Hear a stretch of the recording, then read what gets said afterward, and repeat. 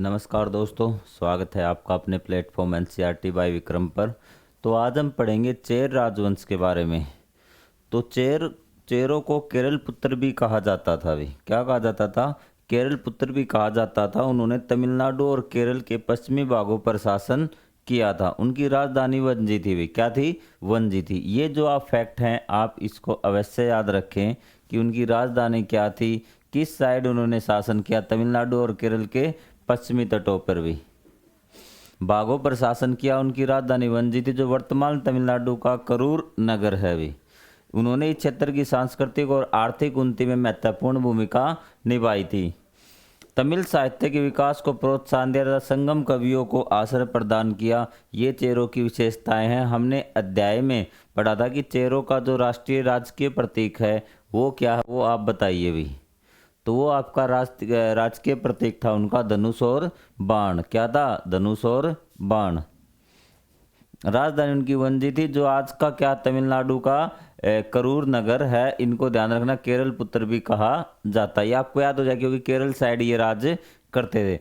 Chair शासक Roman साम्राज्य और पश्चिमी एशिया के साथ अपने विस्तृत व्यापारिक संबंधों के लिए प्रसिद्ध थे। भी जो रोमन साम्राज्य है आपका, उसके साथ और पश्चिम एशिया के साथ ये व्यापार करते थे। ये बात आपको ध्यान रखनी है।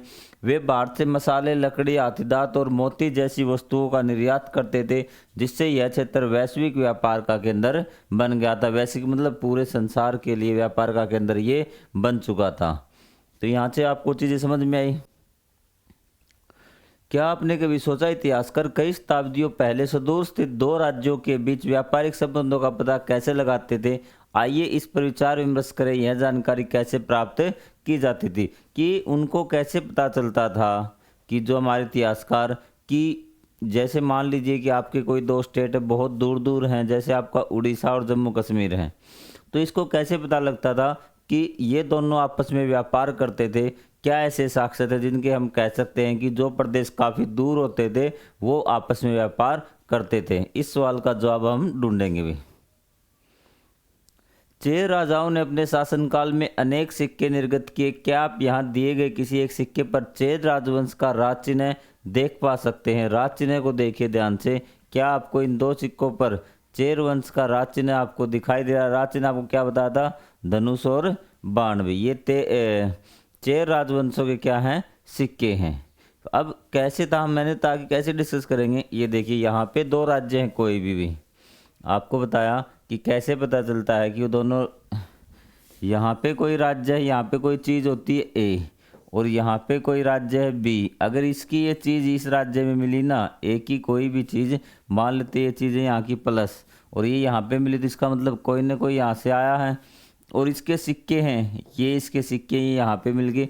यदि वस्तुएं एक स्थान से दूसरे स्थान पर मिली, सिक्के एक स्थान से दूसरे स्थान पर मिले, तो इसका मतलब दोनों राज्यों में क्या था? व्यापारिक संबंध था। व्यापार उन्होंने जरूर किया होगा, तभी तो ये चीज़ इधर से इधर आई, क्योंकि इस यहाँ पर तो ये चीज़ होती ही नहीं है। तो इस प्रकार हमें पता चल जाता है कि दो राज्यों के बीच व्यापारिक संबंध थे। ये इनके सिक्के थे। तो चेरों के बारे में भी आपको कुछ ज़्यादा जानकारी नहीं है, बस इनको क्या है? केरल पुत्र कहा जाता है। वंजी इनकी राजधानी है। ठीक है, तो ये सारी चीज़ें आपको याद रखनी हैं। अब पांड्य वंश के बारे में, तमिलनाडु तथा उसके आसपास के क्षेत्रों पर पांड्य नरेशों ने शासन किया। कई शताब्दियों सामान्य संवतपुर चला आ रहा था। इसकी राजधानी मदुरई थी। भी जो आपकी चेर की राजधानी क्या थी? वंजी थी। इसकी राजधानी मदुरई थी। और पांडे का राजकीय चिन्ह बताना आपको याद हो तो मैंने कहा था पांडे, आप पांडव से याद रखना, केरू महाभारत वाले से मछली। भी मछली में इनके अंदर थी ना, तो इनकी राजधानी मदुरई थी। भी विभिन्न पांड्य नरेशों ने राज्य का विस्तार किया। ग्रीक लेखक मेगस्थनीज ने अपनी रचना इंडिका में का राज्य का उल्लेख एक समृद्ध और सुशासित राज्य के रूप में किया। इसने कहा कि जो आपका मेगस्थनीज है, ग्रीक लेखक है वो आपका, ठीक है, उन्होंने एक पुस्तक लिखी थी इंडिका। भी क्या लिखी थी? इंडिका। तो उस इंडिका में बताया गया है कि ये जो पांड्य वंश था ना, इसका जो राज्य था वो काफ़ी व्यवस्थित था और अच्छी प्रणाली थी और समृद्ध राज्य था इनका। जो आंतरिक व्यापार के साथ साथ ग्रीस और रोम जैसे दूरस्थ व्यापारियों के साथ व्यापार में संलग्नता। मतलब कि देखिए जो आपके दक्षिण वाले राजवंश है ना, ये व्यापार तो सभी देशों के साथ करते, सारे के सारे वंश व्यापार करते थे और सारे के सारे राज्य समृद्ध शासक थे। यहाँ पर ऐसे कोई शासक नहीं थे जो वहाँ पे आर्थिक स्थिति जिसकी खराब हो। उदाहरण के लिए खारवेलवी ने उल्लेख किया कि पांड्य राज्य से सैकड़ों मोती प्राप्त हुए। पांड्य वंश का खारवेल, आपको बताना कि कहाँ का राजा था खारवेल, की कौन से वंश का राजा था, आप खारवेल के बारे में पहले पढ़ चुके भी। पांड्य वंश का भारतीय उपमहाद्वीप की एक महत्वपूर्ण नौसैन्य शक्ति भी थी कि सबसे ज़्यादा जो शक्ति थी नौसैन्य शक्ति, मतलब कि जो आपकी ये क्या बोलते हैं पानी वाली सेना, तो ये क्या थी पांड्य वंश के साथ काफ़ी ज़्यादा शक्तिशाली थी। उत्तरवर्ती पांड्य नरेशों ने कला, साहित्य, समृद्ध क्षेत्र की समृद्धि का विशेष योगदान दिया। उत्तरवर्ती मतलब जब पांड्यों का शासन खत्म हो रहा था उस समय जो क्या था कि जो राजाओं थे उन्होंने इस चीज़ों की ओर बड़ा ध्यान दिया भी। चीज़ें समझ में आ रही होंगी आपको।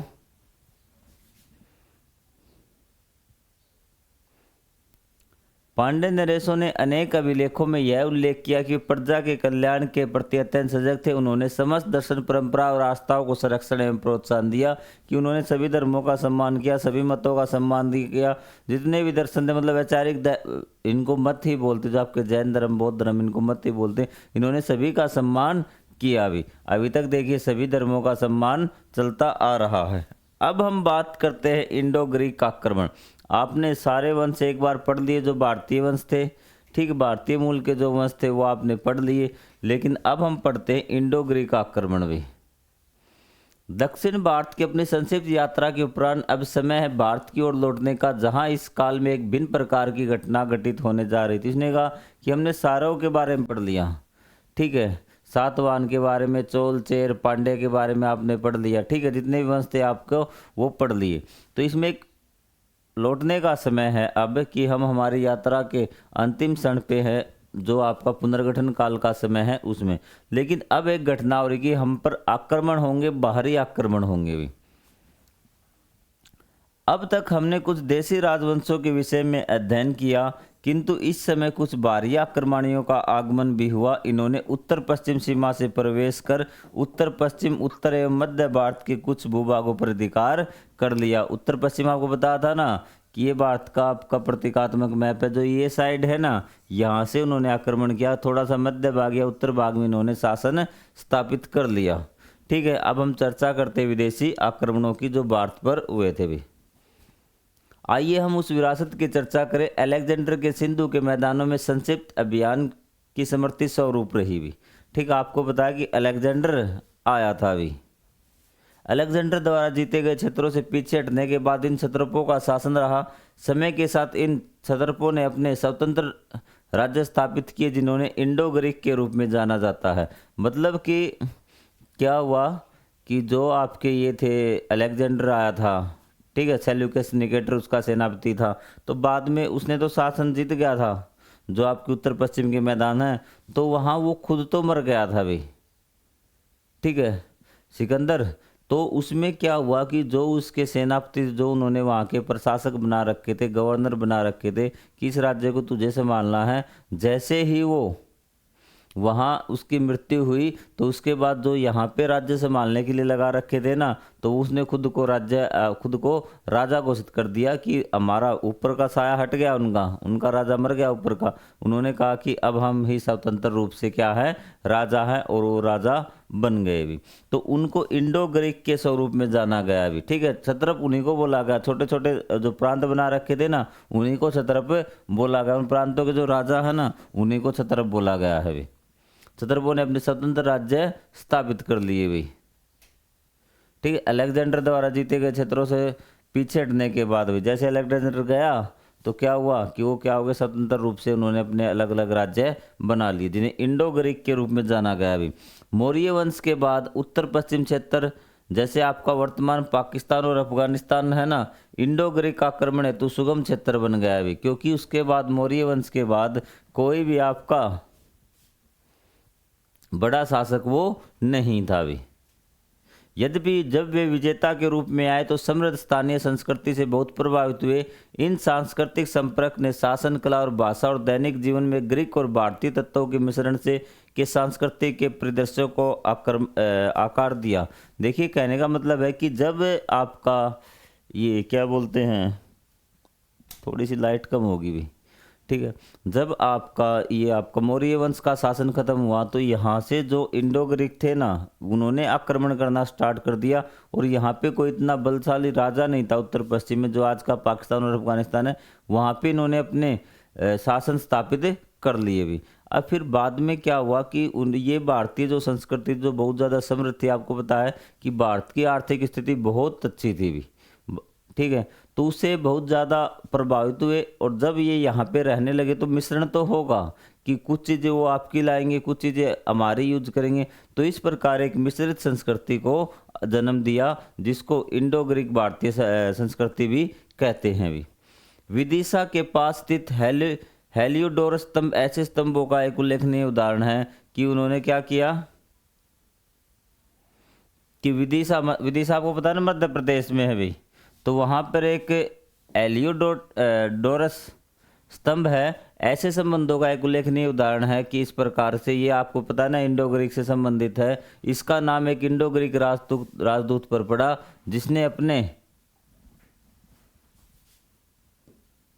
अभिलेखों में वासुदेव की स्तुति देवताओं के देवता के रूप में की है। इस अभिलेख में यह भी अंकित है कि 3 अमर उपदेश आत्म संयम दान चेतना, जो हेरियोडोटस स्तंभ है वो कहाँ पर है, आपको मध्य प्रदेश के विदिशा में है। वो एक इंडो ग्रीक मतलब इंडिया और ग्रीन, ठीक है, वो एक उसके राजदूत के नाम पर पड़ा था। और उन्होंने क्या बताया कि वासुदेव देवताओं के देवता हैं। तो उनके 3 उपदेश लिखे हुए हैं, आत्म संयम दान और चेतना, जिनका आचरण स्वर्ग की प्राप्ति कराता है, जिनका आचरण स्वर्ग की प्राप्ति कराता है। उत्तर भारत में उन उत्खनन के दौरान पुराविदों को अनेक इंडो ग्रीक सिक्के प्राप्त हुए भी। जब वहाँ पे खुदाई हुई पुराने पुरातात्विक तत्वों की, ठीक है, जो हमारे पुराने अवशेष मिले, वहाँ से जब खुदाई की गई तो बहुत सारे इंडो ग्रीक सिक्के प्राप्त हुए, जिनसे हम शासकों के बारे में अधिकांश जानकारी मिलती है। मतलब सिक्कों से हमें उनके बारे में ज़्यादातर जानकारी मिलती है। ये सिक्के सोने, चांदी और गिल्ट धातु से बने थे, जिन पर प्राय एक और राजा और दूसरी ओर ग्रीक देवता अंकित होते थे। तो ये कैसे पता चला कि ये ग्रीक के इंडो ग्रीक के हैं, क्योंकि उनके जो सिक्के थे उनके एक साइड तो क्या राजा का फोटो बना होता था और दूसरी साइड ग्रीक देवता अंकित होते थे। हालांकि कुछ सिक्कों पर वासुदेव, कृष्ण और लक्ष्मी जैसे भारतीय देवी देवता भी अंकित थे। इंडो ग्रीक शासन इंडो सीथियन या शकों के आक्रमणों के साथ समाप्त हो गया। किसके साथ? इंडो सीथियन या शकों के आक्रमण के बाद वो समाप्त हो गया। तो इंडो ग्रीक कहाँ से आपका स्टार्ट हुआ था? बाद में जब स्वतंत्र हो गए थे तब इंडो ग्रीक ने क्या किया था? आक्रमण किया था। मतलब ग्रीकों ने आक्रमण किया था। बाद में यहाँ के जब मिश्रित हुआ ना, तब उसको इंडो ग्रीक कहा गया, जब उन्होंने भारतीय संस्कृति में वो डलने लगे। तो उन पे आक्रमण किसने किया? शकों ने, या इंडो सीथियन को बोलते, उन्होंने इन पर आक्रमण किया, तब ये समाप्त हुआ भी। ये इंडो ग्रीक के सिक्के देखिए भी आप एक बार। एक और वासुदेव कृष्ण की ये फोटो बनाई गई है भी। शको और इंडो सीथियन ने भी उपमहाद्वीप के उत्तर पश्चिम भाग पर ही आक्रमण किया भी। किस पे आक्रमण किया? उत्तर पश्चिम। मैंने आपको बताया कि वही एक सीमांत आने की थी। और दूसरी शताब्दी सामान्य संवत पूर्व से 5वीं शताब्दी सामान्य संवत तक शासन किया। इनका उदय इंडो ग्रीक के पतन के पश्चात हुआ। ये कुषाणों के आगमन तक सत्ता में रहे। मतलब इनको किसने हराया होगा? कुषाणों ने इनको हराया होगा। ठीक है, इंडो ग्रीक आपके सबसे पहले आए, उनको किसने हराया? शकों ने हराया। उनके जाने के बाद जो शक थे वो शासन उन्होंने संभाला। और उनके बाद शक कब तक रहे? जब तक कुषाण नहीं आए। इसका मतलब कुषाणों ने शकों को बाहर निकाला भी। इस अवधि के दौरान शक संवत पंचांग विकसित किया गया। यह ग्रेगोरियन कैलेंडर से 78 साल पीछे है भी। अब ये देखिए भी, इन्होंने जो ये आपका ग्रेगोरियन कैलेंडर है ना, आपका ये कैलेंडर है जो आप अभी पढ़ रहे हैं, ये क्या है? 78 साल आगे है। किससे? शक संवत से भी। तो ये मान लीजिए आज 2025 है भी,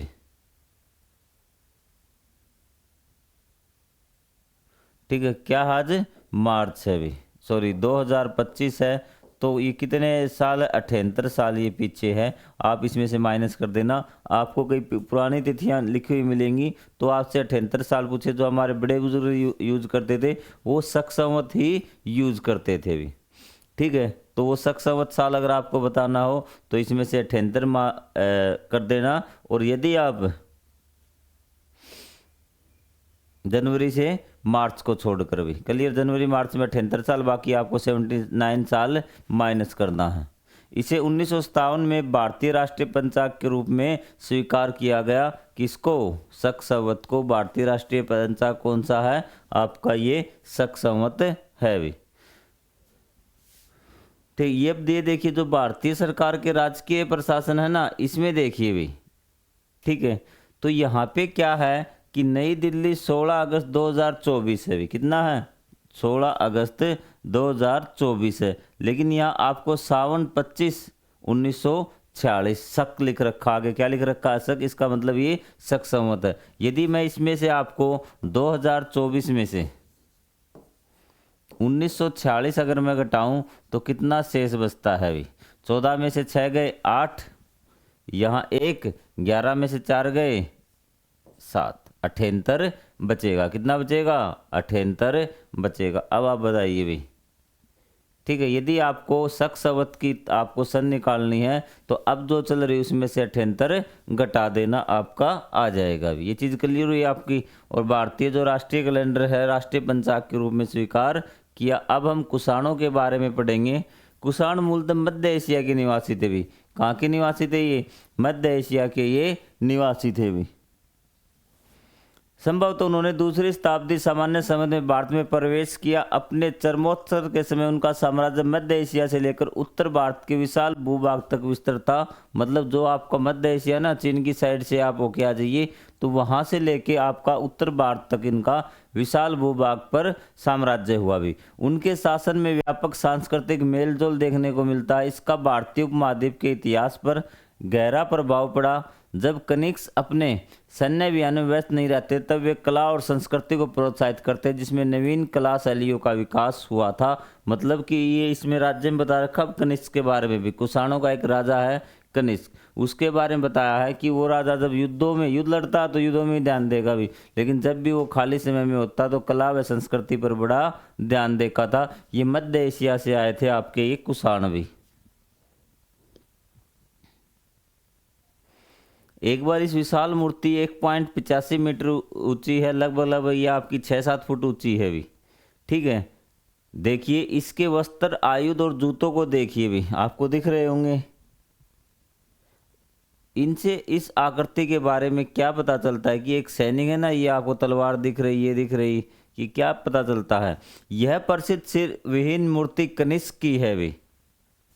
किसकी है? राजा कनिष्क की ये मूर्ति है। इस मूर्ति पर, और ये कुषाण वंश का सबसे शक्तिशाली राजा था आपका कनिष्क भी। इस मूर्ति पर ब्राह्मी लिपि में अंकित है राजाधिराज देवपुत्र कनिष्क। इसका अर्थ है राजाओं के राजा महाराजा देवपुत्र कनिष्क भी।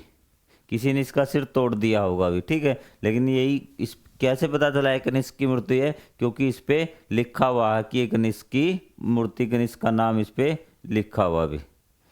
ये सिक्के देखिए, कनिष्क के जो सिक्के, कि कनिष्क ने ये सिक्के चलवाए थे अपने शासनकाल के दौरान।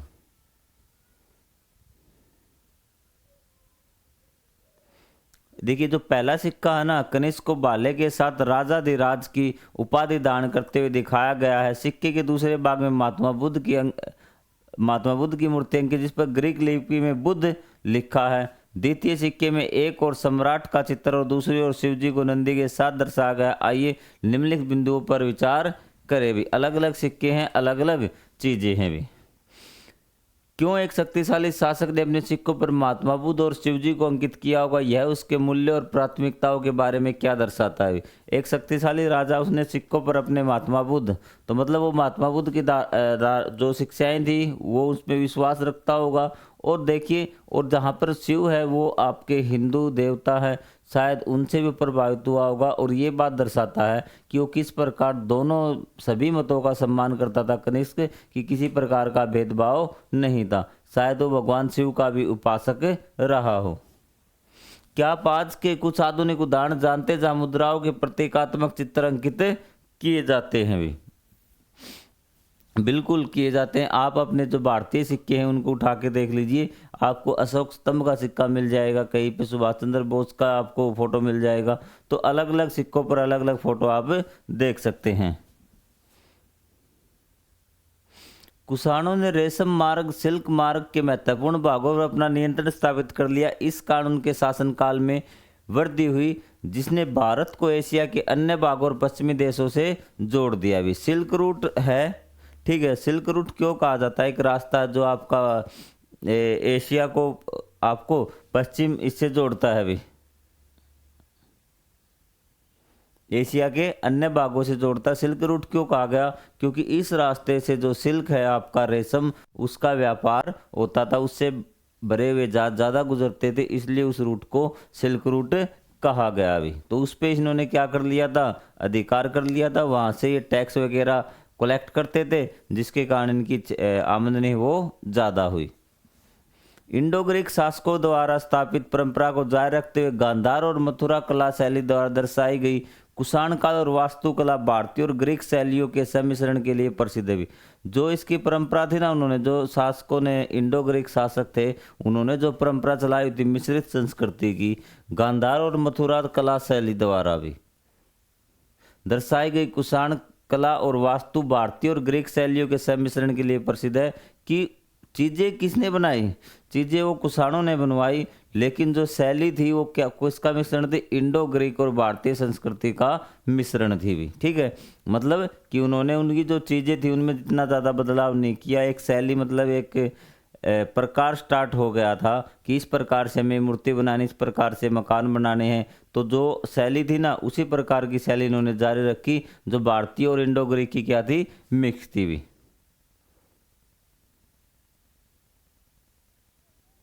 ठीक है, ये देखिए, गांधार और मथुरा कला शैली द्वारा दर्शाई गई कुषाण कला, ठीक है, और वास्तु कला भारतीय और ग्रीक शैलियों के सम्मिश्रण के लिए प्रसिद्ध है। भी मूर्तियों के विविध देवताओं का चित्रण मिलता है, जो विभिन्न विचारधाराओं के शांतिपूर्ण सह अस्तित्व को दर्शाता। कि अलग अलग जो देवता दिखाए गए हैं ना, तो उसके अनुसार क्या है कि यही मिलता है कि जो विभिन्न विचारधाराएं थी, हिंदू थे, आपके जैन धर्म के थे, वो क्या था कि सभी का विचारधाराओं के शांतिपूर्ण सह अस्तित्व था, कि सभी लोग मिलजुल कर रहते थे। इस युग में सूर्य जैसे देवताओं के चित्र का उदय हुआ, जो मनुष्य के समान दिखते थे। इससे धार्मिक कला के विकास में वृद्धि हुई, जिसने उपमहाद्वीप में बाद की मंदिर वास्तुकला के लिए आधार तैयार किया। इसने कहा कि इस युग में, मतलब कि इनके शासनकाल में सूर्य देव भगवान की भी मूर्तियां बनने लगी, जिसमें सूर्य देव को एक मानव के रूप में दिखाया गया है। भी गांधार कला शैली मुख्यतः ये कि गांधार कला देखिए आप क्या है, पंजाब के पश्चिमी भागों में विकसित हुई। इसका ग्रीक, रोमन एवं भारतीय तत्वों का समायोजन दिखाई देता है। भी जो आपकी गांधार कला है वो कहाँ विकसित हुई? पंजाब के पश्चिमी भाग में, जहाँ आपका अफगानिस्तान वगैरह ना। अगर आप कौन से पंजाब की बात कर रहा है? ये आपका पंजाब दो भागों में टूट चुका है, भारत और पाकिस्तान में अलग अलग पंजाब हो चुके हैं। इन शिल्पों को प्राय विकसित हुई, इनमें ग्रीक, रोमन और भारतीय तत्वों का समायोजन दिखाई देता है। इन शिल्पों को प्राय स्लेटी काले शिष्ट पत्थर पर अत्यंत सूक्ष्म विवरणों के साथ तराशा गया है। विशेष रूप से बुद्ध प्रतिमाओं में इस शैली का अद्भुत सौंदर्य देखा जा सकता है, जिसमें उसका शरीर और उड़ते हुए वस्त्र वास्तविक प्रतीत होते। ये देखिए आप, ये है गांधार शैली। भी क्या है? गांधार कला में क्या था कि भारतीय और इंडो ग्रीक जो कला है उन दोनों का मिश्रण किया गया है, ठीक है, जो पंजाब के पश्चिमी भागों में विकसित हुई है। ठीक है, ये बात आपको ध्यान रखना है कि ये भारतीय और इंडो ग्रीक शैली का मिश्रण है। गांधार कला शैली में निर्मित एक बौद्ध स्तव का सिरोभाग, मतलब ऊपर का हिस्सा, इसमें भारतीय और ग्रीक विशेषताओं के समन्वय पर ध्यान दीजिए। भी कि ऊपर से देखिए, जो ये है ना, आपको इसका ये लगेगा, ये आपको ग्रीक टाइप मिलेगा। कुछ चीज़ इसमें आपको भारतीय संस्कृति जैसी लगेंगी, वो चीज़ें आपको उसका ध्यान देना है। भी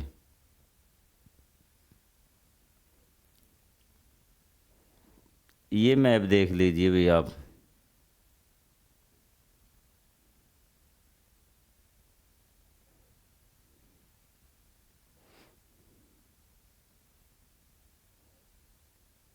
अब ये आपका रेशम मार्ग देखिए भी क्या है, ये आपका रेशम मार्ग है जो आपको दिखाई दे रहा है हरे रंग का भी, ठीक है, जो चीन को कहाँ जोड़ता है, बाकी जो आपका यूरोप है उस साइड से ये जोड़ता है भी। तो क्या आपको रेशम मार्ग दिखाई दे रहा ग्रीन कलर में, ये क्या है, रेशम मार्ग है भी। ये ओमान की खाड़ी, ये फारस की खाड़ी है, ये देखिए यहाँ से ये आ रहा है अभी। यहाँ इस साइड आप देख रहे हैं कि ये इंडिया वाला पार्ट स्टार्ट हो जाएगा, यहाँ से पूरा मैप नहीं दे रखा, लेकिन रेशम मार्ग ये है, इस पे कब्जा कर लिया था अभी।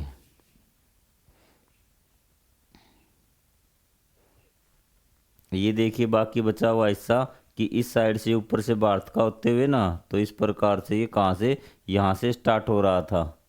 और आपको दोनों मैप को एक बार आप एक साथ देखना कि एक ही पेज पे, तब आपको समझ में आएगा कि मैं आपको यहाँ आएगा नहीं एक पेज में। तो क्या करना आपको, दोनों पेज में यहाँ से स्टार्ट होता है पीला सागर के पास से, और वहाँ आपका देखना ये कहाँ तक जा रहा है कि यहाँ से फिर एंट्री करता होता इंडिया रहेगा इस साइड, समरकंद, क्यूमिस, ईरान, एंटियो, दशमिक, यहाँ तक ये पहुँच जाता है भी।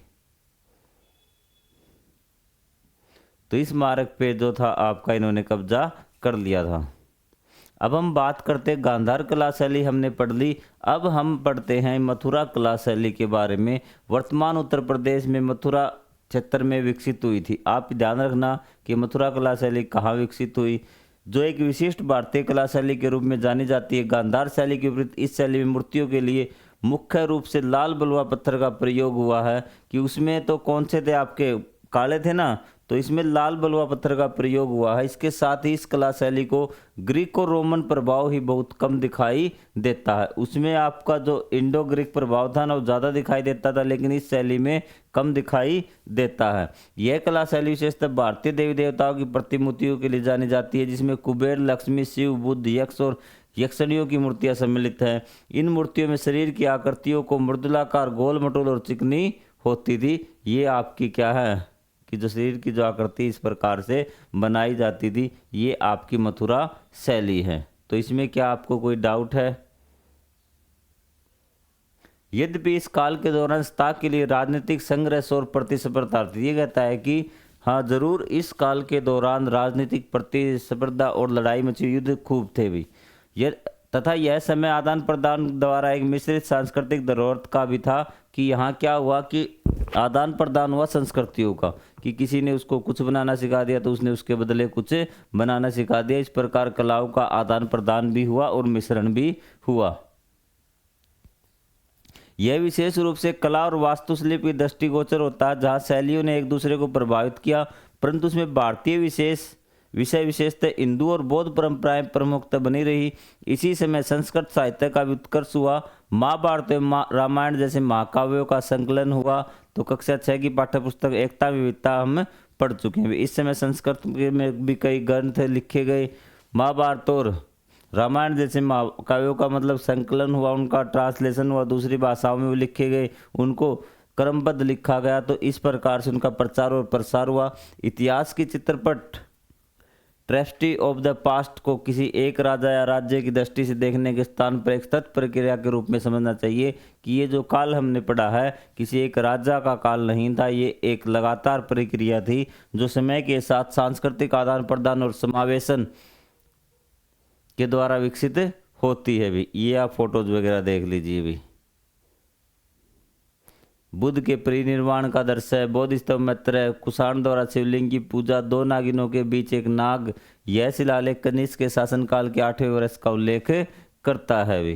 कनिष्क 2 नागिनों के बीच एक नाग, कार्तिकेयन, युद्ध देवता, ये सब दंड मुद्रा में महात्मा बुद्ध भी। इस प्रकार ये देख सकते हैं, ये समय रेखा है और ये आपको याद है आपके पूरे पाठ का सार भी, कि सुंग वंश कब से कहाँ हुआ, कुषाण वंश कहाँ से हुआ, इंडो ग्रीक कहाँ, शक कहाँ से, सातवाहन कहाँ से, और आपके चोल चेर पांडे कहाँ, ये इसका राष्ट्रीय चिन्ह, और ये सारी चीज़ें आपको याद रखनी है भी। ठीक है। एक आपके वंश के बारे में दो चार चीज़ें मिलेंगी न्यू एनसीईआरटी में, वरना तो आपको पुरानी एनसीईआरटी में तो राजा भरे पड़े थे भी, आपको फैक्ट याद करते करते रह जाते भी। तो ये आपका जो अध्याय नंबर 6 है यहाँ पर समाप्त होता है। इसके प्रश्न उत्तर हम देखेंगे और आपको मोटा मोटी 1 या 2 बार आप अगर आप देख लेंगे तो आपके सारे डाउट क्लियर हो जाएंगे। फिर आपका कोई कमेंट रहता है, कोई डाउट रहता है तो आप उसको कमेंट बॉक्स में लिख सकते हैं। तो मिलेंगे अगले वीडियो में, अगले अध्याय में। तब तक के लिए जय हिंद, जय Bharat, thank you very much.